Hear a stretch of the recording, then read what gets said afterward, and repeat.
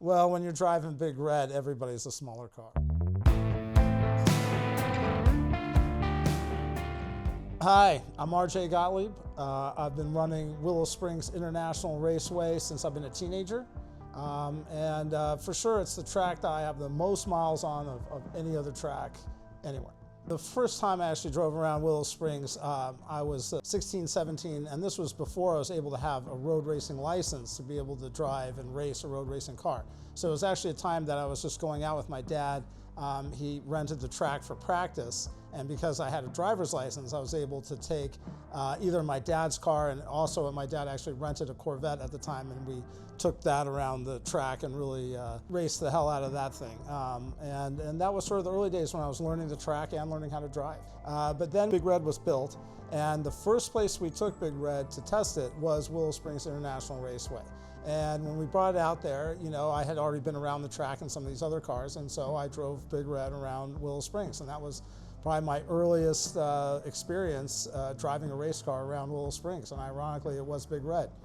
After that, I would race a lot of other cars, a GTS car, GT1, Trans Am car, and even an older GTS car that was both, we ran GTO with it and GTS. And that was a very fast car, and I even got a lap record in one of the races that we competed in at Willow. So I know people ask me, God, like RJ, I mean, you know, you really have driven Willow Springs a lot because you've done a lot of races there and you've been doing it so long. I mean, you've been doing it since you've been a teenager, you're an old man now. And so how many laps have you done at Willow Springs? I actually have no idea, but I could throw out a rough estimate, just kind of think about, you know, how many laps you typically might do on a race weekend. And, you know, that could easily be 50 laps, maybe even more, because sometimes, you know, we do 2 races in a weekend and you got the qualifying and practice and, you know, and so, you know, putting it all together, I think, you know, I could have easily probably have done 3,000 or 4,000 laps around Willow. And that's driving in anger with a race car. So here we start at start-finish right here, coming into turn 1. You know, you always come in real fast into this turn, 4th gear down to 3rd gear, but hard braking. And it's a bank turn. You got to hit that apex, and then you're immediately setting up for turn 2. Turn 2 is a big sweeper. They call it rabbit's ear, right-hander. Kind of put the car in there, take a set. It does have a bank, and just kind of ride the car all the way through the turn. Right at the end, it tightens up right where that cone is. That's the apex, and then you spit you right out to the outside. You don't want to go too far there. Then out to the outside again to set up for going up the hill on turn 3. Now this is, it gets a lot, this is the tightest part of the course. Big Red probably has the least advantage here. I just try to make sure no one gets around me on this part. Some of these cars that don't have as much horsepower but handle really well will try to get under me here. And I go up high here, and then I got to come down to see this. What makes turn 6 so difficult is that the apex is at the very tippy top of the hill. So you start the turn, you're going up the hill, and you know you're almost flat out, but not quite. And then, you know, you can't put the gas all the way down, at least not in Big Red, because as you go over the top, you'll be going way too fast and it'll spit you out on the left side of the track over the top.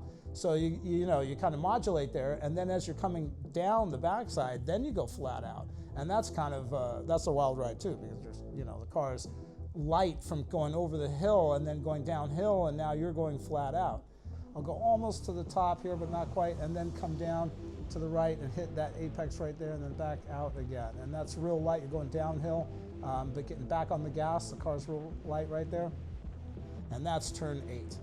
And that is at the end of the back straightaway, which is not a perfect straightaway, but it's kind of a little bit of a twisting straightaway, but still flat out, still considered a straightaway in my mind, because I'm flat out.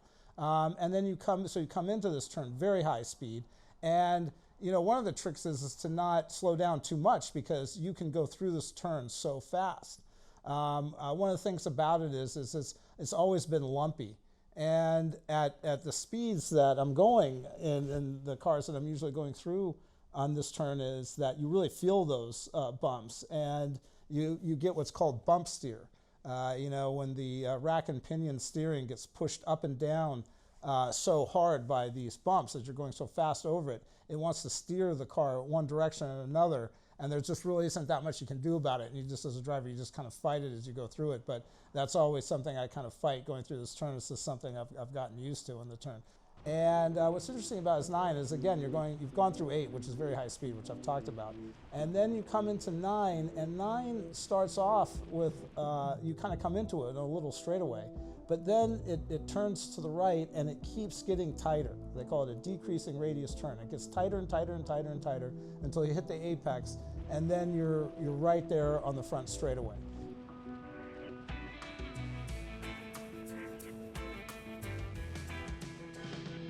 Every track is different, and every race car is different. So every race car, every track is different, and that's just part of having a race car and keeping a logbook.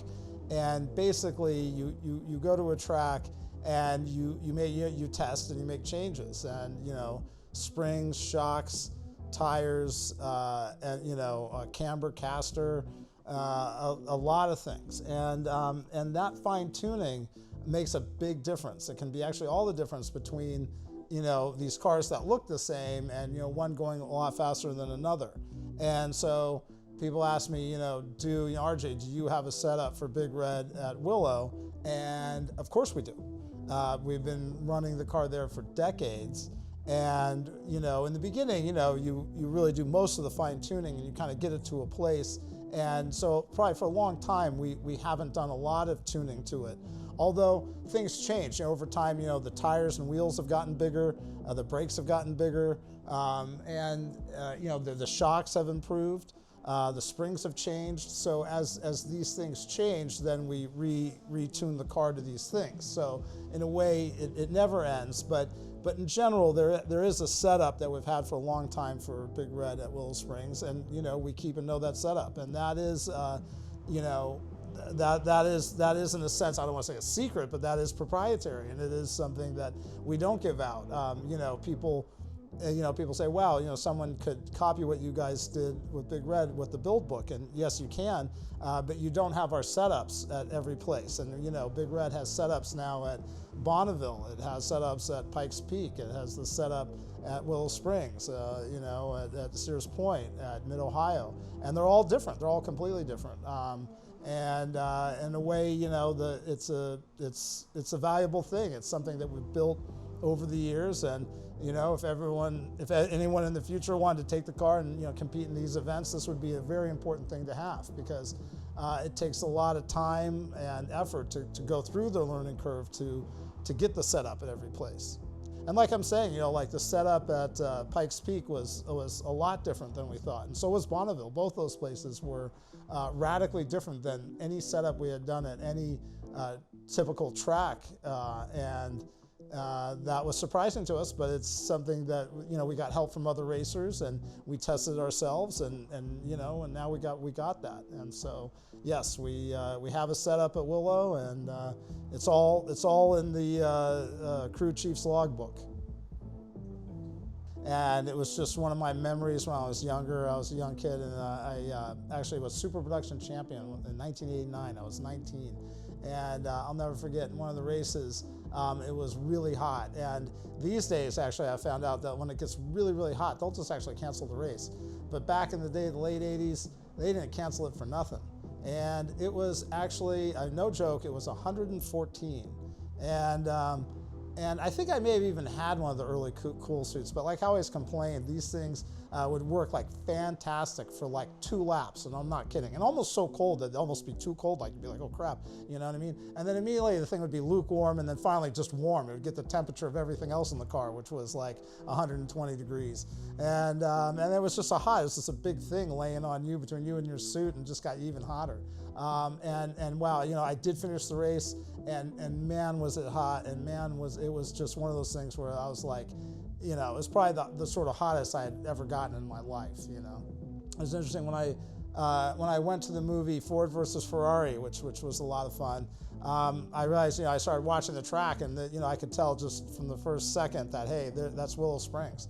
And so most of the track driving that they're doing in that movie is Willow Springs. And it was interesting. There was another part where they're driving around, and I knew they were at Willow Springs, but I didn't recognize the track. And I'm like, God, how's that possible? And it was driving me crazy. And then I finally realized that they were running the track backwards because for the sake of filming the movie, they wanted to make it look like a different track.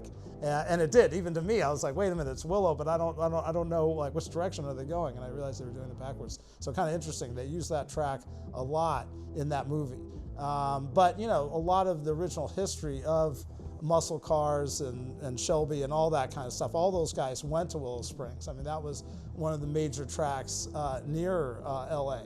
And a lot of these tracks actually have been taken out. So Willow Springs is one of the ones that still remains. So it's historical, it's still around, and hopefully it's got a good future.